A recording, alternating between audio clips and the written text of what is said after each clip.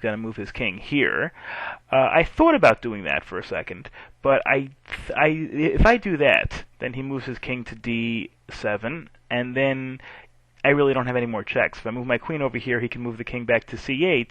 Let's say, for example, knight take g6,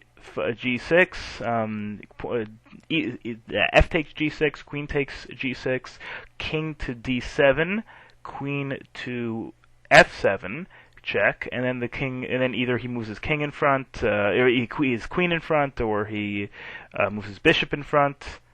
Or he moves his king back to c8, and I don't really have that much of an attack. I wanted to try to keep his king in the center, and the way to keep the king in the center is rather than sacrificing the knight, to sacrifice the bishop. Now it's two pawns for one, so it's not like I'm sacrificing it for nothing. I'm also getting what I think is a pretty substantial attack out of this. So bishop takes f7 check. Now look, he can decline the sacrifice. He can play king at d8 or d7 or e7. But then I just move my bishop back. I've won a pawn for free. Or I wouldn't even move my bishop back if he plays for example. I'd probably, no matter which one he plays, I'd probably play queen takes g6, and I've won a pawn. I have a vicious attack, down deep in his territory with my queen, with my knight, with my bishop, and so he's pretty much has to take the bishop and make me justify my sacrifice. So he plays king takes f7. Obviously, my next move, which I was setting up the whole time for, is queen take g6 check. He plays king e7. That's pretty much his only move. It's not his only move. He could have played e6, but he wants to try to get the king away. Now I need to justify the attack. I need to start bringing my other pieces. The natural move, the first one that popped into my head, the thing that I saw had already seen before I had taken it to begin with, is of course bishop g5. That pins the knight. At this point, I was thinking. Honestly, I was a little overconfident at this point. I knew I was down by a pawn, two pawns to a piece. But I had seen the way he had played pretty poorly in the opening, and I just felt like I had a vicious attack going over here. But then he made a move which, again, it doesn't get him out of the woods, but it slows me down a little bit. He plays knight d7, protecting, overloading the protection of this knight. I can't take this knight too easily. Now, the next move I realized I played f4, but the reason why I played f4 is I really don't have anything at this point. I can play, I suppose, knight f5 check. If I play knight f5 check, he only has one move, that's e6.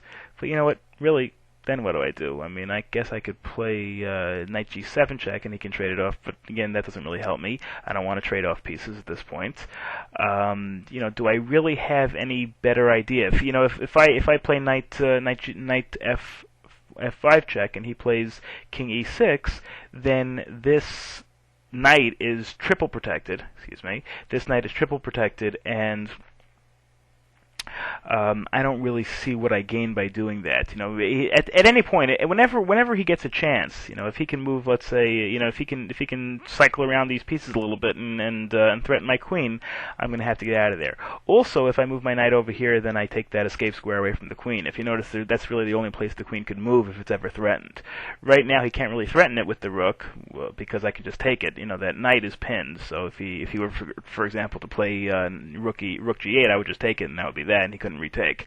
So the only way, so what I'm figuring, I want to bring the other pawn and threaten this pawn, but also I want to clear the way for the rooks to get involved. Right now my three pieces are bearing down on his king. His king is kind of hemmed in the middle over here, but my rooks are doing nothing. So I played f4.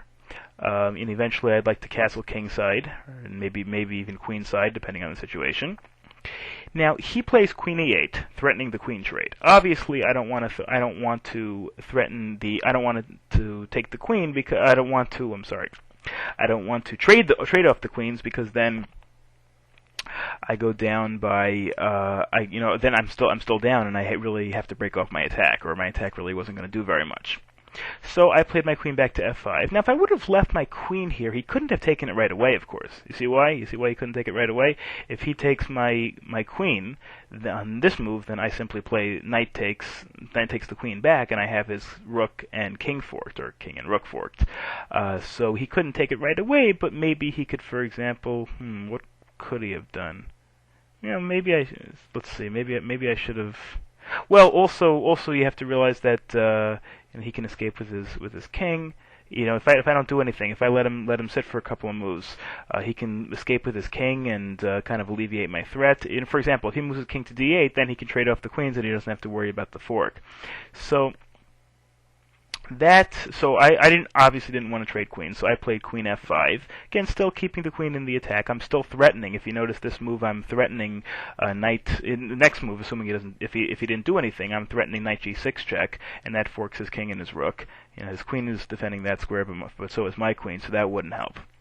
So now he plays rook g8 to alleviate the fork, and of course to threaten. Maybe he's even thinking of sacrificing the exchange to get rid of that bishop, which is really the bone in his throat, really the thing that's causing a lot of his heartache, and also of course to shut off that file from my queen. So now I played f takes e5. What I really want to do is build up pressure on this knight. I want to keep open that file by allowing the rook to to get onto that file. He plays d takes e5. Then of course I castle, still building up on that rook. He plays queen f7. Again, he's like hanging on by a thread. Every move he's just like one move or one protected piece away from disaster, but he's still able to hang on. And if I don't be careful, he's going to be able to trade off some of the pieces, and he's going to be up, and he's going to be winning the game. Now I play d4. I want to open up that file again. I'd love for him to take. He's not going to take. I mean, taking at this point would be silly for him, because if he takes, then I just play e5. And this knight is pinned. This knight would be pinned against the king. He'd lose it next move.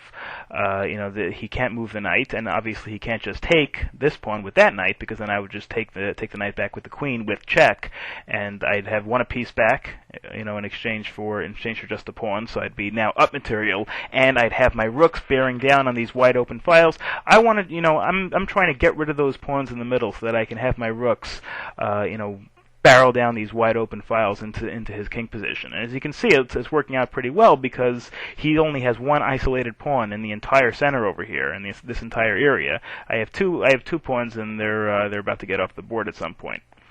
Now he plays queen g7, and this is where I almost didn't see this move at first. This is where I have to watch out, because my bishop is now threatened. He can just, if I don't do anything, he can just take the bishop. The other thing is that if I don't be careful, I'm going to be checkmated. At this point, the knight is protecting this piece over here. The knight is protecting g2. But for example, if this knight wasn't here and the bishop moved, then he just comes down here to g2, checkmate. So I've got to worry a little bit about my king. I have to worry about preserving my own attack. I'm still down by, let's see, 1 pawn in material, I believe. I have 1, 2, 3, 4, 5, 6, 7. He has 1, 2, 3, 4, 5. Yeah, he has an extra minor piece. So I'm still down by 1 pawn in material. I sensed the attack going glimmering a little bit, and I realized the only way that I was going to be able to continue the attack is to take the bishop, force him to retake with the queen.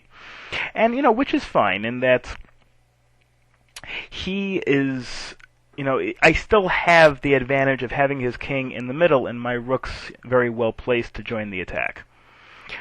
He plays queen take f6 check, wanting to, again, he really wants to trade off the queens. He could take it with his knight also, I suppose, but he takes it off with the queens. Now, this is where I made the mistake. I actually posted this game to the Red Hot Pawn forums, and what most people told me my mistake, or a couple of people told me that my mistake in the game is that what I should have done this move is played queen h7 check.